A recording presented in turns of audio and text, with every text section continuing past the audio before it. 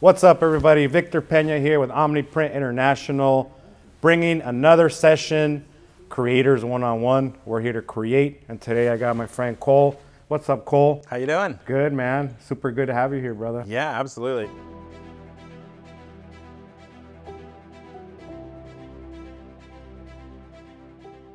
Today is a special show because we're going to talk about what growth looks like, what the future looks like. We're right now in 2023. You know, a lot of people are thinking, oh man, what do I do next? Yeah. Right? Especially people in DTG, screen printers, textile, all that stuff. What does it feel like for you right now? I've been getting like sales and coupon notifications from manufacturers that don't normally give them.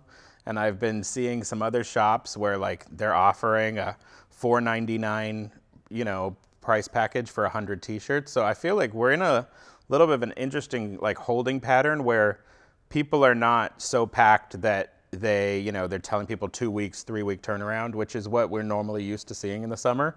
And instead we're kind of seeing this holding pattern where everyone's like a little bit more cautious than normal. What are you seeing? Yeah, same. So a lot of the times it's about the noise in the marketplace more than anything, right? So for example, if everybody's getting a message of doom and gloom, they're going to be more protective with money, time, and all of that, right? So what businesses could be doing right now is leaning in and doubling down more on like what you want to do, what promos. You're saying people are giving you promos, right? It's what you got to do. You got to become noisier than the bad news, right? Yeah, I mean, that's basically what I've been seeing is like, I've seen some wild pricing on equipment, and it's kind of amazing because like a year ago, that same equipment was completely out of stock. Yeah. And so now you're seeing this thing where they're like, they have a warehouse full of it, and the opportunities are unbelievable if you aren't terrified. And so it's this weird thing where like a year or two ago, we couldn't get the blanks in all the colors we wanted. We couldn't get the equipment. People were begging for things like embroidery machines. And now, because everyone overcorrected, we have this bizarre situation where it's like all the opportunities we were dying for a year and a half ago are just sitting there, and everyone's like, never mind. Yeah. It's a weird situation to be in, but I don't necessarily think that there's like some disaster in the market, because almost no matter what, we've seen even throughout like recessions, if you have a consistent client base that just actually needs the product, people aren't going to magically stop needing printed goods just because they're up or they're down. There's still some level of promotion that's always going to happen. There's always going to be some version of retail. So it's just about having the client base underneath you to support the new infrastructure that you can seize upon capturing. You might be in a certain situation now, but what does 3 years from now, what does 5 years from now look like? What does 10 years from now look like? So if you're committed, then you're going to be doing the investments that you need to make so that you can grow. And right now is an opportunity, like saying, if there's deals to be had, then get the deals. Yeah. Right. If you can market, then lean in more on marketing and make your own future. I can only say what we do here, right? And what I do from experience. We've been through a couple downturns, and the print business normally thrives. Because people still need, like, maybe they can't get the Rolex. Right. They're like, now I'm gonna get that hoodie. Well, the other thing is, besides the end consumer, is I've seen that when you have like mass layoffs or whatever, there's a large swath of people that become entrepreneurs, and all the entrepreneurs can ever think of is, my new brand needs merch. Like, they might have almost nothing going for them, but they've got a 50-piece order of hoodies, and they're gonna give them away to people. So like, there is this kind of thing where like merch is constant, and the price points may fluctuate a little, but that's just the blank you're purchasing. Like, as long as you have your fixed print margin, kind of doesn't matter if people feel a little bit cheaper and want to buy a Gildan. It doesn't matter what business you're in. And this is the wrong thing to do, guys, all right? When you start a business, like, don't focus so much on your logo and your branding and all at the beginning. Like, make some money first, right? But the reality is a lot of people do that. You focus on your logo. Oh my God, I need to do all these versions, your website, and then like, how's it gonna look on a tee, and get your merch and all that. So good for us, so keep on doing it. But also sell some stuff first. Here's the tale of two brands. I have this one brand. They were selling women's swimsuits And so they started going to volleyball tournaments, and they started making tens of thousands of dollars a month on nothing but volleyball t-shirts. Now his t-shirts outsell his swimsuits. And so that's a need being served, and him just taking it and running with it. Yep. Then we have clients where like they show up with a massive amount of art. They don't know what to do as far as any sort of marketing. They don't have any audience. They have no one to serve, but they just love their drawings that they've been drawing for 3 years, and they'll drop 10K on inventory and have no idea what to do with it. Yeah. And they don't actually have someone to serve, so they've just spent money to create a product no one asked them for. When you have those business opportunities, sometimes you may not even be wanting them, but you have to grab them versus trying to force, you know, this thing that maybe nobody even knows exists. Sometimes we fight the simple, right? For whatever reason, right? We want this crazy algorithm, but the reality is go out and serve a need, and you'll do your first orders like that. Mm-hmm. It's like super simple, right? Yeah. Versus like, I want to create this whole clothing line. I want to start from zero. You end up just wasting a ton of money. What do you do when that happens? Like, you have a successful screen print shop, and you do a whole bunch of stuff in there. When somebody comes in with that massive order, like, do you try to consult them? Do you try to, like, what do you do? We take their money. Yeah. What do you mean? It's not my job. You keep it simple? I'm not their marketing guru. Yeah, I mean, I will tell people like, hey, you know, we can lower the cost on this because of number of colors, or we can change your blank from this to this. It's going to get retagged anyway, so 0 people will know that it's this brand, and you're just kind of paying $2 extra. Like, those kind of conversations happen. That's but cool. It's also not my responsibility to try to tell them that they're dreaming and not being practical. Like, that's not my responsibility at all. Yeah. And also, I've seen people who I've looked at the art and I'm like, this is just the worst. But they have an audience that wants it, so it doesn't matter. Yeah, like, we've had some, like, recently, I won't say who it is, but recently we've been doing this unbelievably awful looking stuff. And I just hate it. Like, I hate every image. And this guy, over and over and over and over, just repeat, because whatever he's tapped into with this tiny little culture totally works. And I don't know if it's just ironically ugly or something, but like, he's killing it. Ugly. Yeah, like he's killing Trademark. It because he actually tapped into something as opposed to forcing it. And so, yeah, I mean, it's all about finding an audience, no matter what you're doing. I love that.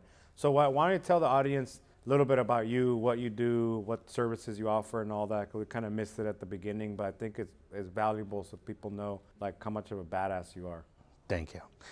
So I own Shirt Agency. Shirt Agency is a screen printing shop in Huntington Beach, California. We started it like 11 years ago, and now we've got 3 automatics. We've got some DTG going.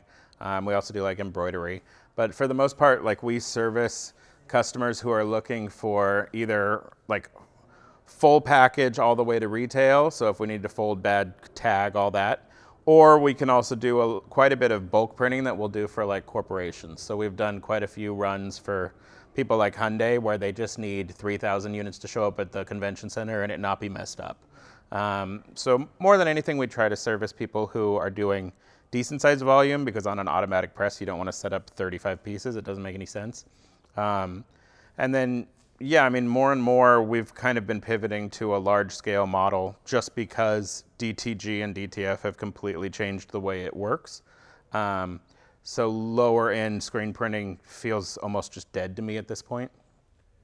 So you feel that a lot of like small, medium volumes are gone in screen print?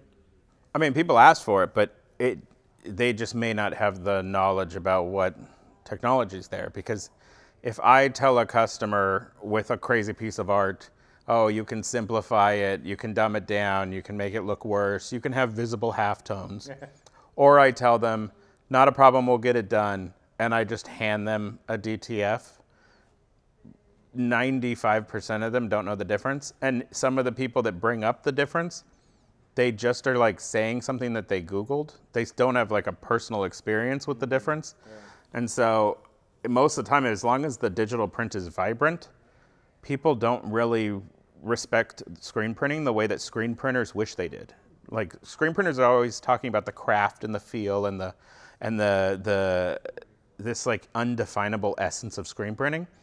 And it, to me, just kind of seems like we're arguing for like an ancient, you know, press technology. We're not really like, it's kind of a Paul Bunyan situation where it's like you've got this thing that is blatantly better in a ton of ways, and as it gets more and more cost effective is going to win, but yet screen printers are talking about how like, well, I'm a tradesman or I'm a craftsman, and it's like, I mean, I do it too, but there's just a clear path that the entire industry is going down.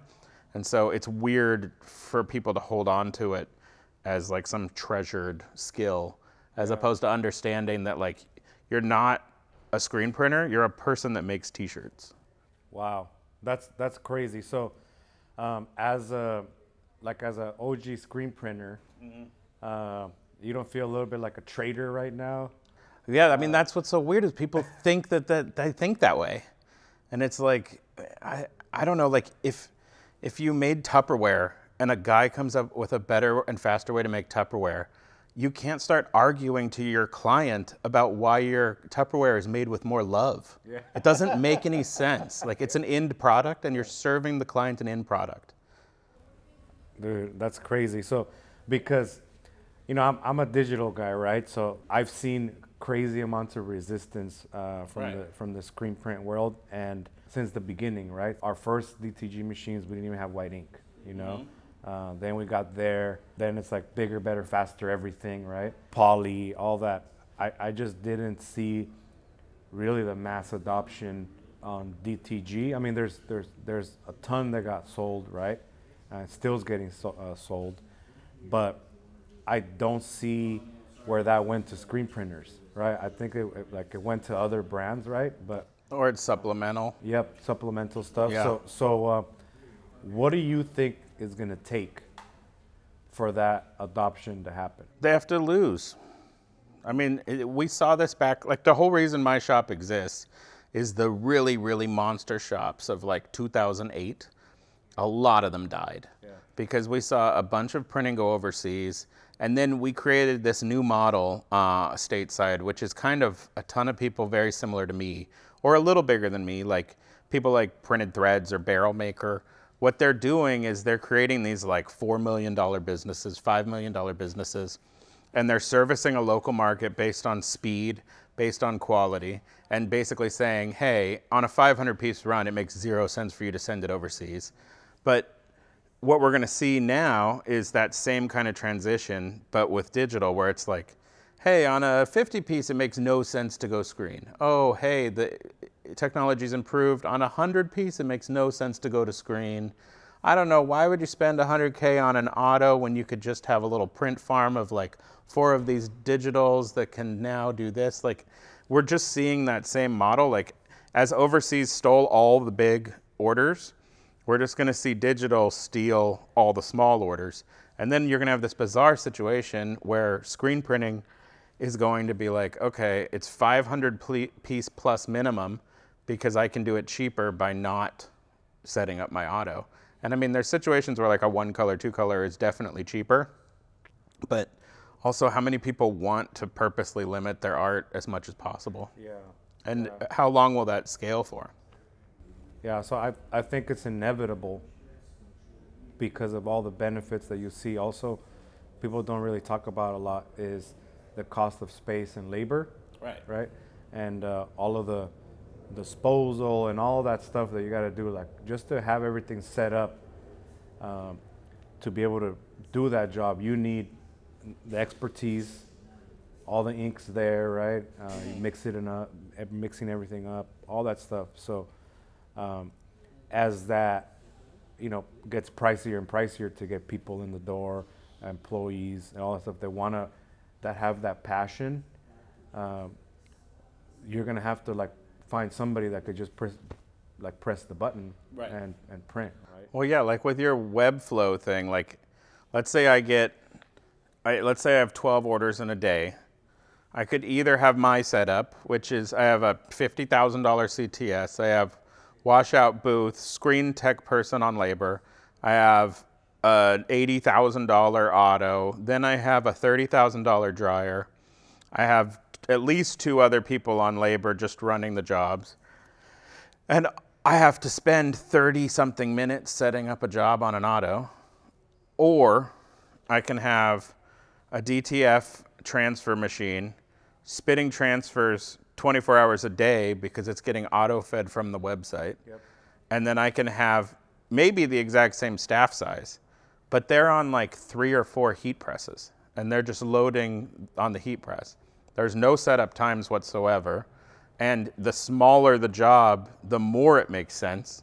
So the only time you really feel like an idiot is when you're standing there trying to heat press 500 t-shirts. But when you're doing 36 or when you're doing 72, considering setup time, considering burning screen time, watching it dry, all that kind of stuff, like, I don't know. Like, there's a lot of jobs that just are starting to not make any sense on a screen. A lot of disruption and a lot of progress is happening when it comes to the DTF, the transfers, digital transfers. And most direct-to-garment companies didn't get into it, right? Mm-hmm. In fact, like some of the biggest on the planet didn't get into it. Yeah. Right? And a lot of them are hurting now. Corneat stock price. Yeah. Rest in peace. Rest in peace. Crazy, right? Yeah. I remember that stock being like 120 a share. Yeah. It was so high. And yeah, it's crazy how much some of those companies have flip-flopped in their standings. Big time, right? And I think it goes down to what's coming next is, and that's why I really believe what you're saying when it comes to like, are you a insert your technology here printer, mm-hmm. or are you a end consumer garment printer that prints t-shirts, sweatshirts, you create brands? Are you a brand creator, mm-hmm. or are you using this technology to be an artist, right? Right. So I think the adoption of screen printers is going to be super high, but there's got to be some things that are missing for them to be able to do it, right? So I have kind of like, I identified a few, and you tell me if it's the right ones, all right? So I identified one being like trust, right? The trust of who's doing it is not just selling them some BS, mm-hmm. right? And that they're gonna have to like they're gonna fail on and not be able to operate, right? In their environment. Identified that as being the thing. Like number 2, the competition with themselves to be able to lean in and adopt something new without feeling like they're leaving this whole thing behind of the screen print art. And then 3, can I do something as fast and as cheap mm-hmm. as I could do it in screen print? Like those are some of the top 3. Like, what do you think about those? It's also, where are you? Because if you're me versus someone starting, your answers are completely different. Yeah. Because if I'm going to knock out 100 shirts, I already have people in positions. So to me, I'm just kind of like sending a Slack message. Someone's making a screen because they make screens all day. So like that return on investment there is different. Yeah. What did you say? Let's speak to somebody your size, your level. They got some autos. What are those challenges they're looking at? I think what you're trying to do is get the most out of your labor, because my equipment payments, if I even have any left, even when I was making equipment payments, I was maybe in for like $3 or $4 grand a month in equipment payments. Mm-hmm. And then now, if I bought brand new, I'd probably be adding another $3 or $4 grand for like an all new auto or something. But my payroll right now gets real close to $30K every month. So like, what are your humans doing? Because the equipment is actually far less valuable than the human capital. And so I feel like if I was talking to somebody else and I find out that they have a full-time manual printer sitting next to their auto, I would be like, listen, that guy is now a heat press tech, and that manual press never gets used again. And even if they're temporarily bringing in transfers before they justify it to themselves, the use of someone's time, especially on that small scale, makes no sense. If you're going to talk about the bigger runs, I think there definitely is an argument for automatic screen printing. But on those smaller runs, if there's people who are knocking out 30 piece, 50 piece on an auto or a manual or something, they should just be 100% on a heat press all day. And whether they're making their own transfers or getting them shipped in, they can do, I mean, what can you heat press in an hour? Like 80 to 100? Yeah.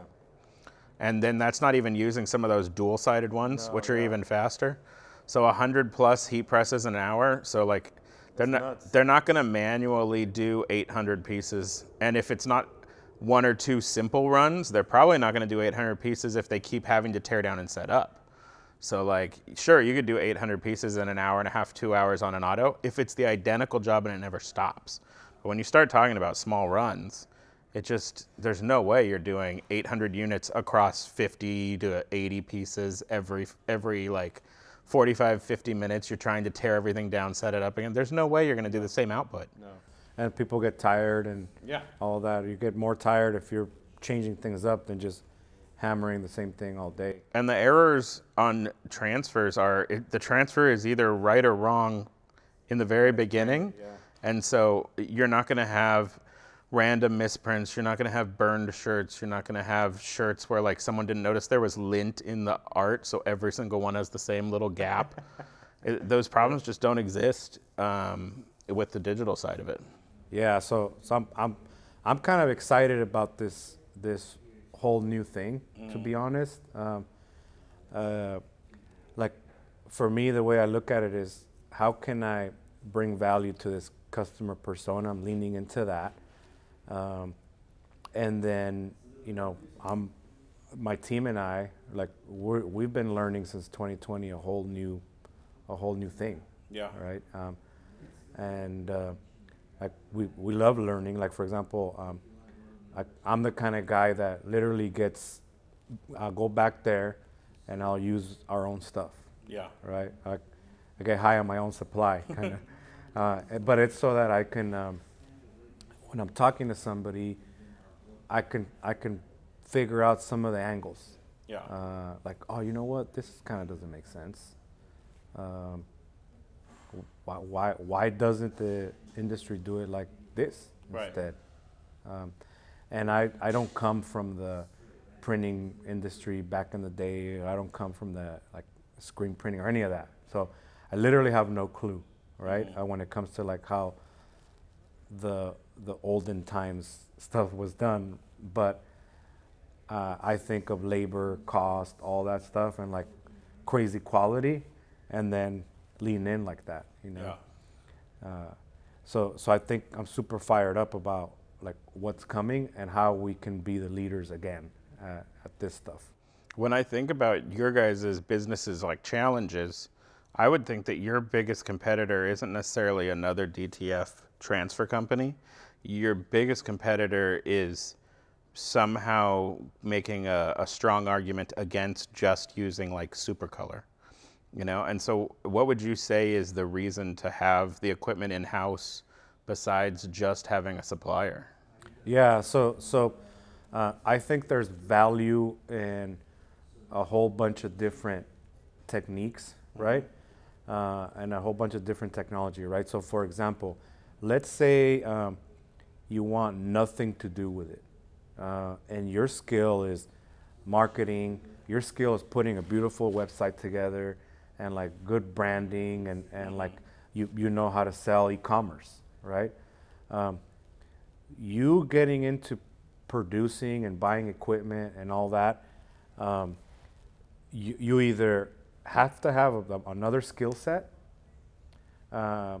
or you would want to like optimize your profit in your business and scale it, right? Because sometimes you're better off just being the seller, right? And just having suppliers that do the work, right? So when it comes to like a screen printed digital transfer,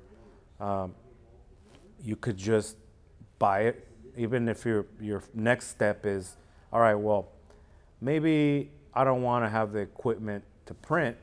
I don't want to do any of that, but I want to feel my product before it goes out the door. and I want to kind of do that craft, right? I want to know that if I'm like selling a $120 hoodie or whatever, it's like what I want. Yep. Yeah. So I think there's value there because you can pay for a more expensive transfer and all that stuff. Who cares, right? So I think it's where you want to be at. Now, if you're like printing for others, there's value in you keeping that margin. If you're going to invest in the equipment, the people, the space, and it's your long-term vision to blow that up, right? But if you're thinking from the get-go that you're going to get into all of it, but you didn't think things through, those are the ones that I see fail. We've sold thousands and thousands and thousands of printers, and not everybody succeeds, right? Because they're not willing to do the things that are necessary to actually build a business. That's one of the reasons why, as a manufacturer, we leaned into like, all right, well, damn, let's show people about marketing. Let's show people about sales. Let's show people about like margins and like accounting and all this shit, right? Because the printer doesn't dial your customer, it doesn't create orders, it doesn't do any of that, right? So you can't Field of Dreams it. No. Yeah. It's true because like I forget the name of the company, but there was this massive company that I remember they put a bunch of autos into, I think it was 15 autos or something. And it was, like from the get-go, from 0 to 15 autos? It was one of those investment moments, right? Where it's like some investment company saw the opportunity in the market to seize it and they were going to make this percentage and it was going to be whatever. So it was like fully staffed, 15 autos. They lasted 18 months. And it was because the overhead was insane and the customer base wasn't there. Yeah. And the customer base is the whole reason you exist. And so like, yeah, I mean, when we first started Shirt Agency, I had worked in other shops and the first year, Shirt Agency was in my apartment and I outsourced. And so I cared more about getting clients than I did printing. Yeah. And then I moved into the first space and we got a manual in that first space. But the manual was such a nightmare that I kept outsourcing because I was. Dude, I tried learning screen printing. Yeah. Dude, it's interesting. It's kind of like I'd much rather have an amazing salesperson over an amazing printer. What can somebody do to grow their customer base, create a customer base? Like, what were you doing at the beginning to like grow that part? I don't think there's any secret. I think you just yell at the top of your lungs that you make stuff. So whether that's cold calling, whether that's obsessive social media posting, whether it's paid advertising, you just have to constantly be screaming that you exist, and then you'll get some opportunities. And then you can blow the opportunity or you can pull it off. But like throughout our existence, there's these random moments where you have these spikes in sales, and that's when you're going to grow.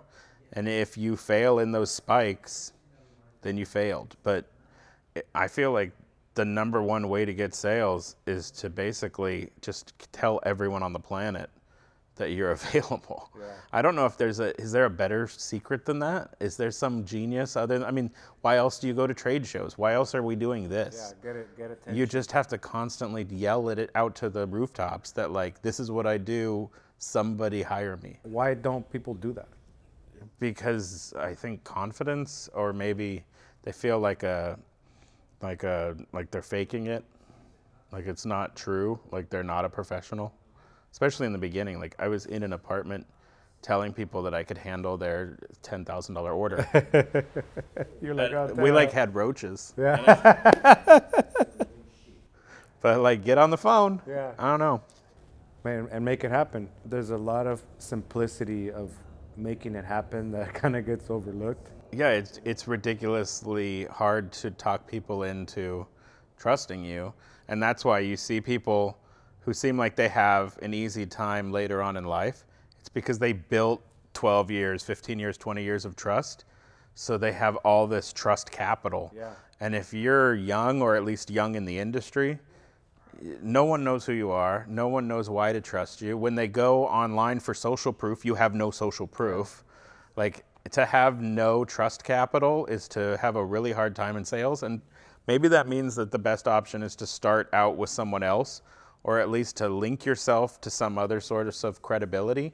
But people are just going to be afraid to give money to somebody who has 0 reviews and no Google local page. Yeah. You know, like, it just, why would they do that? I know that you've seen it and heard it a lot from me, right? But make sure that you guys set up your basics, man. Set up your site, set up your social, set up your, Google business pages, set up everything. Like, let's say you're lazy at it, it might take you a week. You could do it all in a day.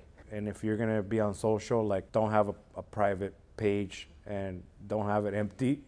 Right. and have it go to your website where you sell some stuff. Literally the first thing I go, if I get a DM and, hey, I'm struggling at this and that, first thing I do is I go try to buy something from them. And do 99% of the time, impossible. It's fucking impossible. Yeah. You can't buy anything. It's like, okay. So the basics of business is that. Get attention, but then have an offer. What do? Have an offer, go push that offer, and then deliver on that, and then try to do it again. I think another thing that attaches to what you're saying is to actually act professional, because like I recently talked to this guy who for 10 years has had like a middling shop, and I did exactly what you said. I went on his website. His website is him taking like artsy pictures of a very messy shop, and he's got all these garbage pictures of shirts and stuff, and like everything is whatever, and I like blatantly told him, like, your website looks like you're filthy. Like, you're actually advertising that you're filthy. Yeah. And he's like, no, it's like a kind of a punky aesthetic. I'm like, what corporation wants to give you 10 grand because you have a punky aesthetic? Oh. Like, 0 corporations want to give you money. Like, whether they're a small business who needs 50 shirts or they're somebody who needs 1,000 shirts, why would they ever want the dirty guy? Like, why would you ever present that? Like, present yourself professionally from day one. There are people that'll walk into my building trying to sell me on whatever, and I may have no idea who they are, but if they're professional versus like slobby, it changes your entire perspective on them just because they're trying. Like, trying is, it's amazing that you have to tell people to try to be professional, because it seems like the most obvious thing in the world. But you go on people's social media or whatever, and they have like their party night where they're like posting weird stuff about smoking weed right next to the like, oh yeah, by the way, I need an order so you could order t-shirts. And you're like, how is this the same page? Like, what the fuck? Yeah. Like, it blows my mind. And then they talk about how their t-shirt company's struggling, and it's like, look at the image you put out. Your image sucks. Like, I don't know. At the end of the day, people judge. Yeah. The only way they could judge is by the way you look at the beginning. Yeah. Because they don't know you. So make sure that you're responsible, respectable, professional, all of that stuff, and you have, and if you're gonna have your shady page, have your shady page. But make it a different name. Yeah, make it a different name. Yeah. Crazy, right? Yeah. Here's where we tell you all of the obvious things you should be doing that's gonna make you money. All right. Yeah. Boom. It's like when they go on your story and when their order's late, they see you in your story like, oh yeah. It's like, why is the order late again? Yeah. Tell me. Oh what? yeah, the supplier, I this got and the that. flu. You're partying last night. Yep. Yeah. In the local market, if I was starting today, I would have like 1,000 square feet on a main drag with a lot of car traffic. I would have a really good website, and I would just be hitting my local market as hard as possible with nothing but like one DTF machine. Yeah. Because you could do hundreds a day with like one guy that you pay to stand on a heat press, and then you do nothing but sales. Yeah. I mean, that business, what do you think that business could do with 2 guys? You think you could pull in like 400,000 with 2 guys? Yep. I think you could. With like At least $500,000. a $20,000 machine, 2 guys, $1,500 to $2,000 in overhead a month because you've got a tiny little strip mall space. Yep. I think, yeah, you could do $500,000, I think, gross. And the guy you're paying him $16 an hour. Yep.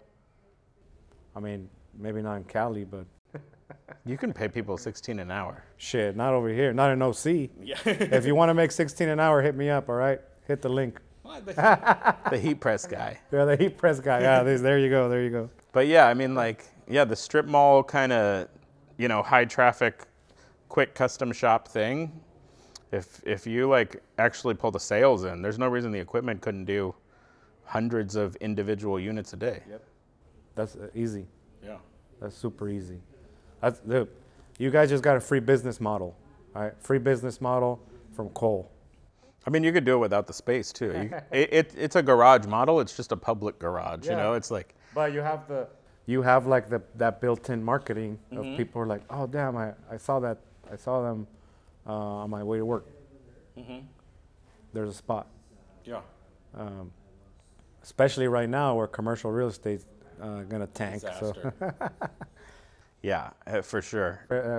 Retail, that is. So, an office space. So it's yeah, I love that. And in that model, you're not having a problem with outsourcing jobs because there's still people like me.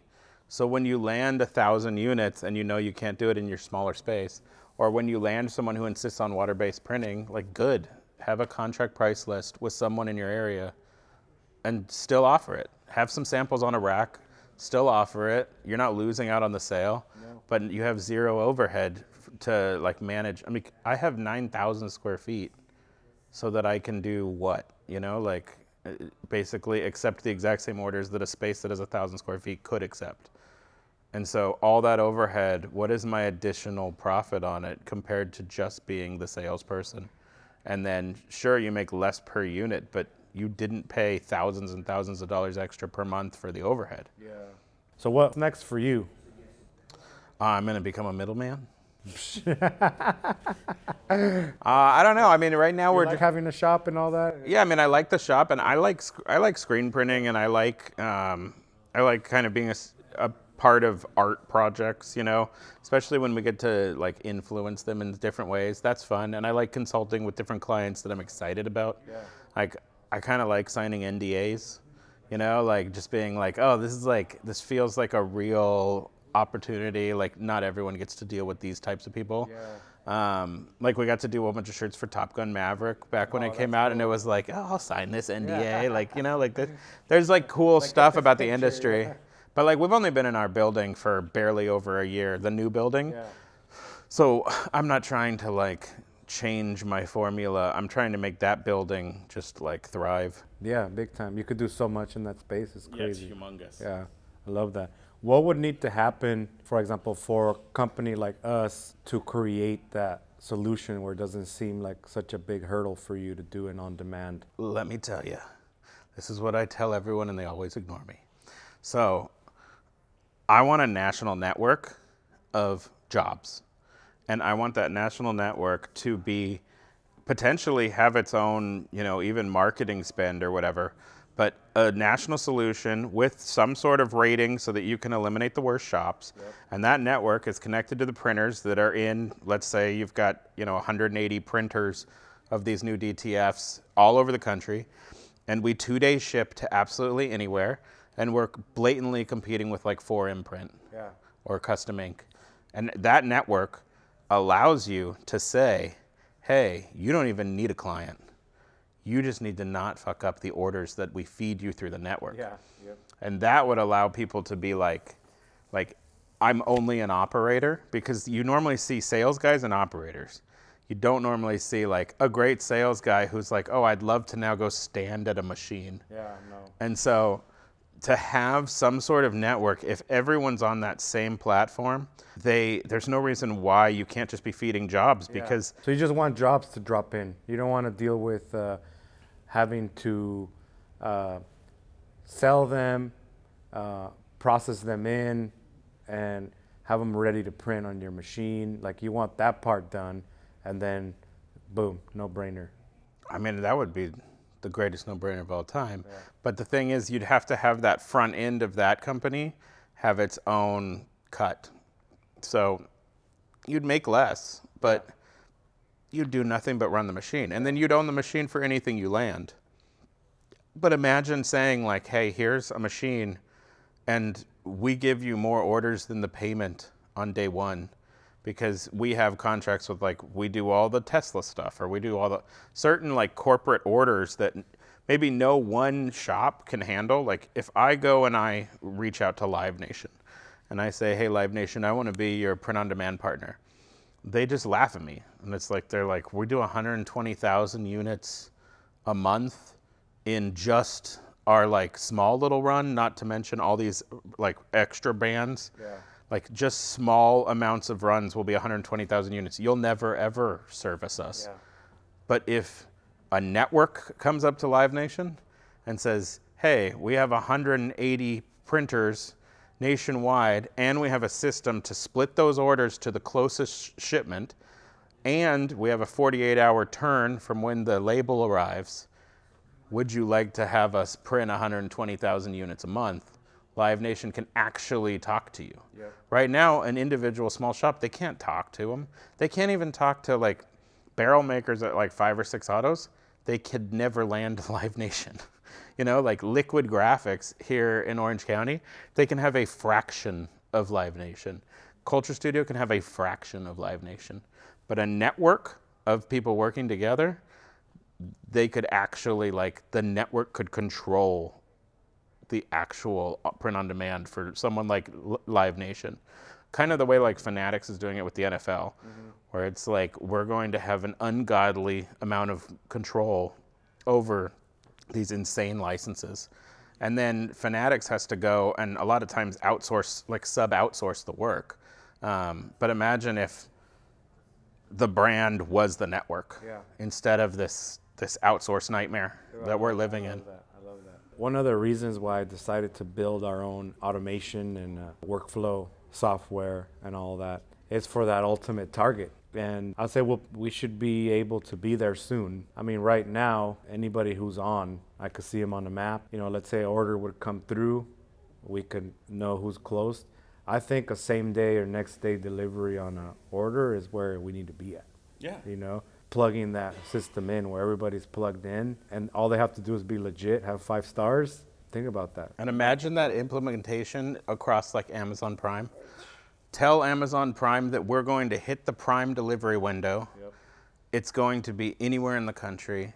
And we can then offer that to a brand and be like, yeah, you can just stay on Amazon Prime. Just stop buying inventory. Why are you buying inventory? Yep. You're spending all this money hoping you sell the stock. We're ready to go. And we have 180, 200, 300 random machines that are all rated.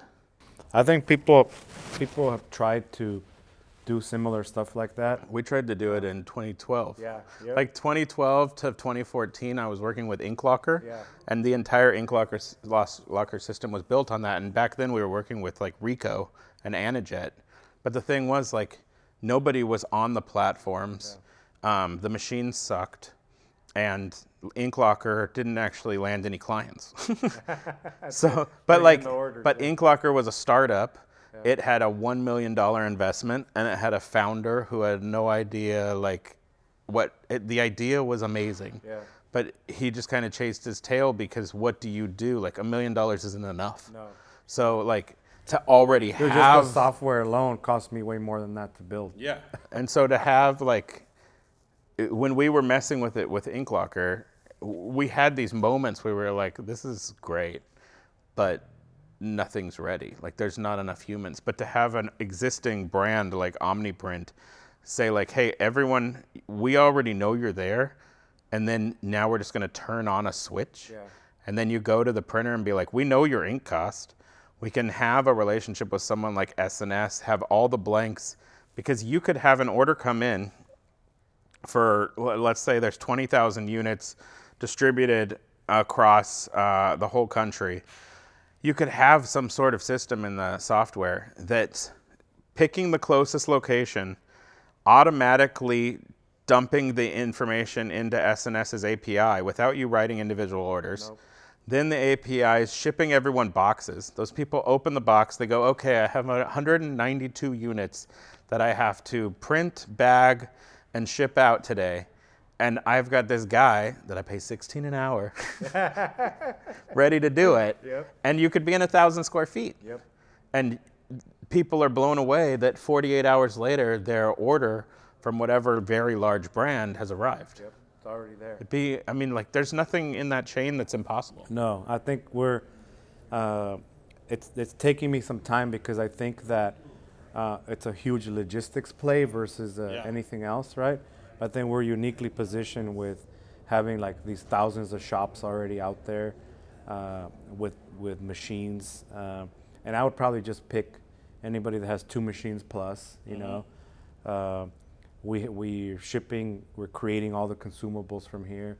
It's our own software. We control the quality. Like you can't print something in less of a resolution to be more cheap. You know, it won't let you, and stuff like that's important. And then having a good blank delivered to you, and as a shop, you make money. I feel that component's crazy important because a lot of the other attempts, the shops pretty much didn't have any margin. Right. So, but I think it'll get there. Not to mention, you make money on the consumables. Yeah. Right. So you could have a front side that doesn't run at, like when we were talking about ink locker, every single time we talked about the math, it was like, okay, now we're going to take $1.50 out of the deal, and since it's such an insanely large unit quantity, now the printer's going to make 60 cents per unit, and it was like, what's happening? But if you're the consumables, if you're the hardware, you could make barely anything on the front side because the front side just makes you this giant beast on the back side. So like, it just seems like the biggest play ever for you. Yeah, I love that play. Yep. So it's something that we've been positioning for some time now, and I think we'll get there. Yeah. Especially, you know, let's say with DTF, you know, all of our DTG machines do DTF, so now you can do a full package like tag and everything. Or even if you wanted to send somebody transfers, what if they just have a press? Here you go, here's your blanks, here's your 50 transfers, throw them on. All right, guys, I hope this was super valuable. Cole, my man. Thank you. Dude, it's gonna be amazing when we release it. And dude, we always love having you here. And for you guys, a lot of nuggets there, right? A lot of nuggets. Make sure you pay attention. Dude, pick one thing. Pick one thing you're gonna follow, right? Pick one thing that you're going to do and take action. Don't just watch YouTube videos and do nothing. People are YouTube experts. Don't be a YouTube expert. Just apply something, one thing, all right? So there you have it. We'll see you on the next edition of Creators One-on-One. This is where we empower you guys to grow and thrive, and let's go out and get it, all right?